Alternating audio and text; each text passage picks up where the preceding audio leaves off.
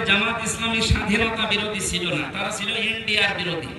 3 টাকা খরচ হয়েছে, আর একেবারে মন্ত্রণালয় থেকে পাশ করে এ পর্যন্ত আসতে 97 টাকা, প্রায় 27টা জায়গায় চলে গেছে। এই কথাগুলো সহজ সরল ভাষায় বলতে গেলে সবচাইতে বেশি কষ্ট লাগে তাদের, যারা এগুলো করেছে।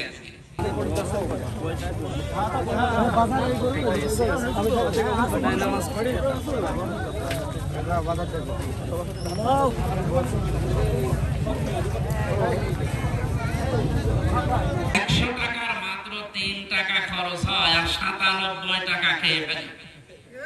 এই ব্রিজটা মনে করছেন যে 100 টাকা দিয়ে হয়েছে না। যে জরিপ আমরা পাই, আমরা একেবারে নির্ভরযোগ্য জায়গা থেকে শুনেছি, মাত্র 3 টাকা খরচ হয়েছে, আর একেবারে মন্ত্রণালয় থেকে পাশ করে এ পর্যন্ত আসতে 97 টাকা, প্রায় 27টা জায়গায় চলে গেছে। আমরা গ্যারান্টি দিতে পারি, আর আমার উপরে আপনাদের ভরসা আছে। আমি জানি ইসলাম যদি সত্যি যায় দেশে, আর ইসলামী মাইন্ডের যারা আছে এরা যদি যেতে পারে, 100 টাকায় খরচ হবে রাস্তার জন্য, ব্রিজের জন্য। এটা যদি 100 বছরের টার্গেট দিয়ে বানানো হয়, 100 বছরের আরো 2 বছর বেশি যাবে।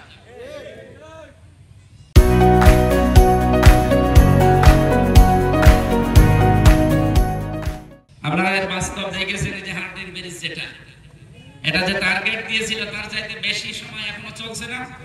তো ওইটা যদি চলতে পারে, রাস্তা টিকবে না কেন? রাস্তা টেকে না কারণে যে 97 টাকা নেই আর 3 টাকা খরচ হয়, রাস্তা টেকবে কি করে? এই কথাগুলো সহজ সরল ভাষায় বলতে গেলে সবচাইতে বেশি কষ্ট লাগে তাদের, যারা এগুলো করেছে। আর যারা এগুলো করে না তাদের কষ্ট লাগার কথা।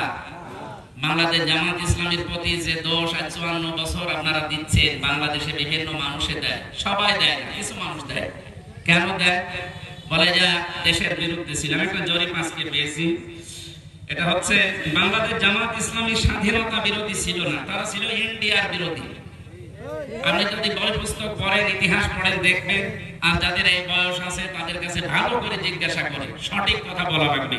তারা ভবিষ্যতে বাংলাদেশের ক্ষতির সম্মুখীন হবে এটা ভেবে কৌশলগতভাবে নীরব ভূমিকা পালন করেছিল।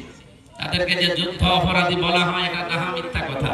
যারা আমরা ওই আদর্শ